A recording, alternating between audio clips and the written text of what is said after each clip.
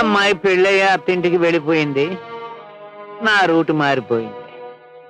మళ్ళీ నా స్థితిగతులు బాగుంటే మళ్ళీ కలుస్తా. వస్తా బ్రాందే. గురుగారు మీరు దారి తప్పలేటండి.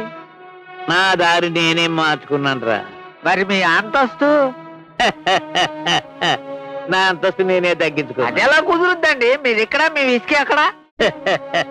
రేయ్, కాలం కలిసి రాకపోతే ఓడలు బళ్ళు అవుతాయి, కలిసి వస్తే బళ్ళు ఓడలు అవుతాయి. అలాగే బ్రాందీ షాపులు సారా షాపులు అయిపోతాయి, సారా షాపులు బ్రాందీ షాపులు అయిపోతాయి. నాకు తెలదేటండి. ముందు ఎవరిదైనా అదే దారండి. ఎవరిదైనా మంది ఎక్కువైన కానించి ఈ దారి వచ్చేస్తారండి. ఇక్కడి నుంచి ఇంకో దారి ఏది లేదండి. డైరెక్ట్ గా శ్మశానానికి. రేయ్, మందుకు వేళైంది, ముందుకు వదా. ఏమి నీకు పువ్వులు తీసుకుంటున్నాను, 2 మూరలు చాలా. మోరడైనా బారడైనా నాకు ఉపయోగం లేదే. అయినా నాకెందుకు పూలు? అదే నాకు ఉద్యోగం లేదుగా.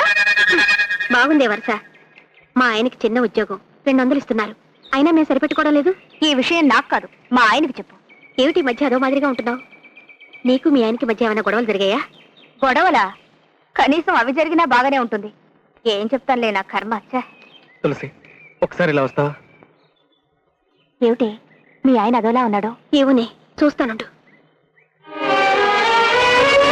ఏదో మాదిరిగా ఉన్నారు. ఏం జరిగింది? అదంతా తర్వాత చెప్తాను. అర్జెంటుగా వెళ్ళాలి. ముందా గాజు. ఇదా? ఎందుకు? డబ్బులు కావాలి. అంత అవసరం ఏమొచ్చింది ఇప్పుడు? చెప్తే గానీ బాబా. నాతో చెప్పకూడని విషయాలు కూడా ఉన్నాయా మీకు? అదిగా తులసి, ఇప్పుడు కాదు, అంతా తర్వాత చెప్తారు. అర్జెంటుగా వెళ్ళాలి. ముందా గాజు. ఏమండి, పెళ్ళైన దగ్గర నుంచి ఈ రోజు వరకు ఏ అవసరం వచ్చినా ఎప్పుడైనా కాదన్నానా? కానీ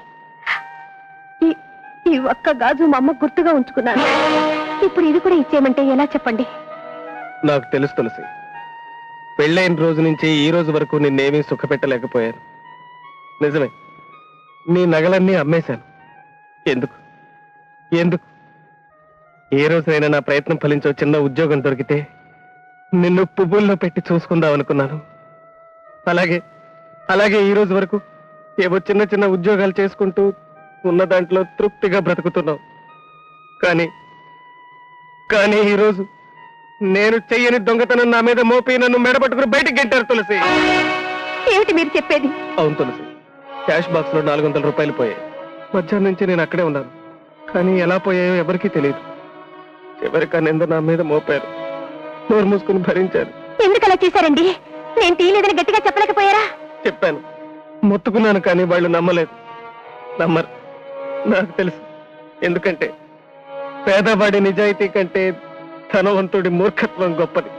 ఏమండి, సాయంకాలం కొట్టు మూసేలోగా డబ్బు తెచ్చి ఇవ్వకపోతే పోలీస్ రిపోర్ట్ ఇస్తామన్నారు. అందుకే ఇలా. ఇదిగోండి, వెంటనే అమ్మేసి 400 వాడి మొహాన కొట్టరండి. తులసి, నిన్ను బాధ పెడుతున్నాను కదా. ఈ ఒక్క గాజు కూడా లేకుండా చేస్తున్నాను. I'm sorry, I'm really sorry. లేదండి, బంగారు గాజుల కంటే మట్టి గాజులే మధురంగా చప్పుడు చేస్తాయి. మీరు వెళ్ళరండి. ఆగండి, ఆ గాజు దానికి ఇచ్చేయండి. ఇవ్వండి. ఇదిగో డబ్బు. అది కాదండి. ఇంకేం మాట్లాడద్దు, తీసుకెళ్ళండి. Thank you. ఏ విజయ, నీకు ఎలా కృతజ్ఞతలు చెప్పాలో తెలియటం లేదు, అంతేగా? ఒక్కటిచ్చానంటే అన్నీ తెలిసిపోతాయి. సర్లే, కాఫీ పెట్టు. పంచదార కాఫీ తాగి చాలా రోజులైంది. అది నాకు ఉద్యోగం లేదుగా. నేను ఇక్కడే ఉన్నాను. వీరువాలు 400 కనిపించడం లేదు, ఏమయ్యాయి? నేనే తీసాను. నువ్వు తీసావు? ఎందుకు తీసావు? అవసరం వచ్చింది. ఏమిటంత అవసరం? ఏదో ఒకటి. ఏ చెప్పి తీరాలా? తీరాలి. ఏమిటా అవసరం? తులసి వాళ్ళ ఆయనకు అర్జెంటుగా కావాల్సి వచ్చింది, ఇచ్చాను. తప్ప? తప్పున్నారా? ఇది నీ బాబుగాడి సొమ్ము కాదు, నీ ఇష్టం వచ్చినట్టు ఇవ్వడానికి. నా సొమ్ము, నేను కష్టపడి సంపాదించిన సొమ్ము. నన్ను అడగకుండా, నాతో చెప్పకుండా ఇవ్వడానికి నువ్వెవరు? ఏ నాకు ఆ మాత్రం హక్కు లేదా? ఉంది, కానీ నీకు కాదు. సంపాదించే వాళ్ళకి ఖర్చు పెట్టే హక్కు కూడా ఉంది. గుర్తుంచుకో. 100, 200, 400 ఏం చూసిచ్చావు? ఎలా తెలుస్తారని ఇచ్చావు? ఏమంటే తర్వాత మాట్లాడుకుందాం. వాళ్ళు వచ్చారు. వస్తే నాకేమన్నా భయమా? ఒక పూట భోజనానికి కూడా కష్టమయ్యే వాళ్ళకి 400 అప్పు తెచ్చమంటే మాటలు కాదు. ఏదో కాస్త స్నేహం ఉన్నంత మాత్రం 400 అప్పిచ్చేడువేనా? అసలు ఏం చూసుకుని నీకు అప్పగలరు? ఏమిటండి ఆఫ్టర్ ఆల్ 400 కోసం 400 నీకు ఆప్టాలు కావచ్చు కానీ నాకు కాదు. నేను సంపాదిస్తుంటే తిరిగి కూర్చుంటున్నావు కాబట్టి నీకు డబ్బు విలువ తెలియడం లేదు.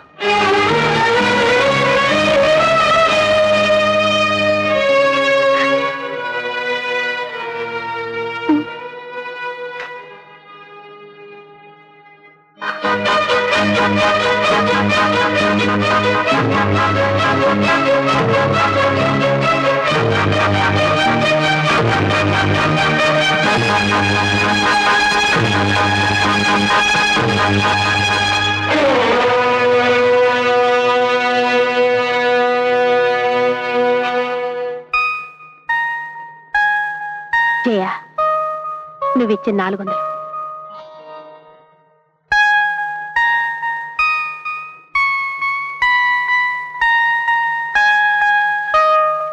ఇదిగోండి మీ 400. అక్కడ పెట్టు. ఏమండి ఒక మాట చెప్పు. ఆలోచిస్తుంటే మీరు చెప్పిన మాట కరెక్టే అనిపిస్తోంది. సంపాదించే వాళ్ళకి మాత్రమే ఖర్చు పెట్టే హక్కు ఉంటుంది. అందుకే నేను నిర్ణయానికి వచ్చాను. ఏమిటది? నేను ఉద్యోగం చేస్తాను. నీ ఇష్టం. అయినా నీకు వెంటనే ఉద్యోగం ఎవడిస్తాడు? మా మేనేజర్ చాలా మంచివారు. నేను రిజైన్ చేస్తున్నప్పుడే నీకే రోజు ఉద్యోగం కావాలన్నా నేను ఇస్తానని చెప్పారు. రేపే జాయిన్ అవుతాను. అలాగే. 2 మాసాల నుంచి ఇదే పేపర్ చదివి చదివి విసిగిపోయాను. రేపటి నుంచి కొత్త పేపర్ తెప్పించుకుందాం. ఒరే బాబ్జీ, నువ్వు నేను కలిసి ఒకే కాలేజీలో 3 సంవత్సరాలు చదువుకున్నాం. ఓ మిత్రుడు ఆపదలో ఉంటే 400 ఇవ్వలేనంత మూర్ఖుణ్ణి కాదు. నా భార్య డబ్బు తీసుకుంటే అల్లరి చేసేంత కుసంస్కారిని కాదు. నేనన్న మాటలకు నీకు పౌరుషం వచ్చి నీ భార్య గాజు తాకట్టు పెట్టి డబ్బు తెచ్చావు. ఇదిగోరా నీ గాజు, తీసుకో.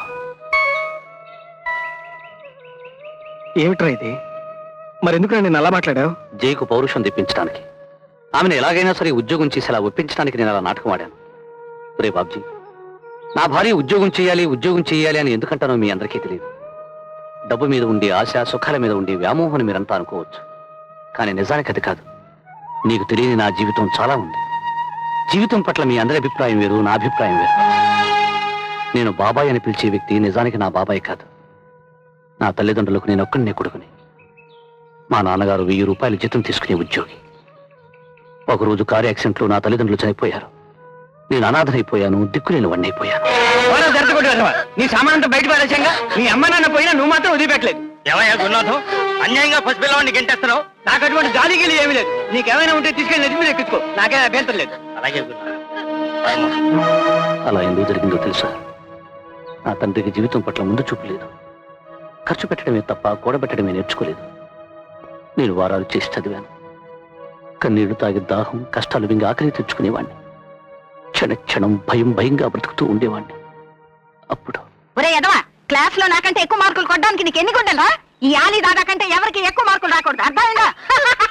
అందరూ కొట్టండి. నన్ను కొడుతున్నారు, కొట్టొద్దని చెప్పండి. లేబచ్చు చూడు, ఇప్పుడు నేను చెప్తాను, రేపెవరు చెప్తారు? చూడు, ఈ చెయ్యి ఎలా పోయిందో తెలుసా? యుద్ధంలో. అయినా నేను బాధపడలేదు. ధైర్యంగా పోరాడాను, వీరుడిగా పేరు తెచ్చుకున్నాను. తిరిగి వాళ్ళు క్షణక్షణం చస్తూనే ఉంటారు. ధైర్యవంతులు ఒక్కసారి చస్తారు. దెబ్బకు దెబ్బతి. Attack dum, attack. మనిషికి న్యాయమైన కోరికలు ఉండడంలో తప్పులేదుగా. నా ఊహల్లో ఒక అందమైన ప్రపంచం ఉంది. అదేమిటో తెలుసా? ఒక చిన్న ఇల్లు, కనీస సౌకర్యాలు, నన్ను ప్రాణానికి ప్రాణంగా ప్రేమించే భార్య, 2 పిల్లలు.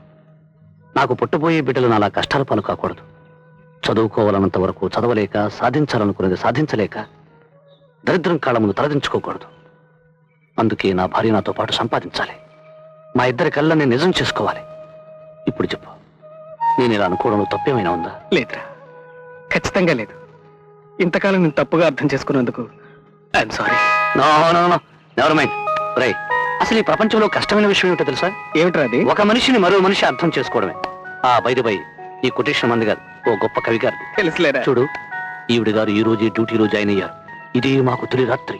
పొలం బజార్కెళ్ళి ఇవాళ తొలి రాత్రి ఏమిట్రా? మరి ఆ రాత్రి? అది ఒట్టి తొలి రాత్రి. ఇది గట్టి తొలి రాత్రి. ఇది నిజమైన తొలకరి జల్లుల తొలి రాత్రి అంటే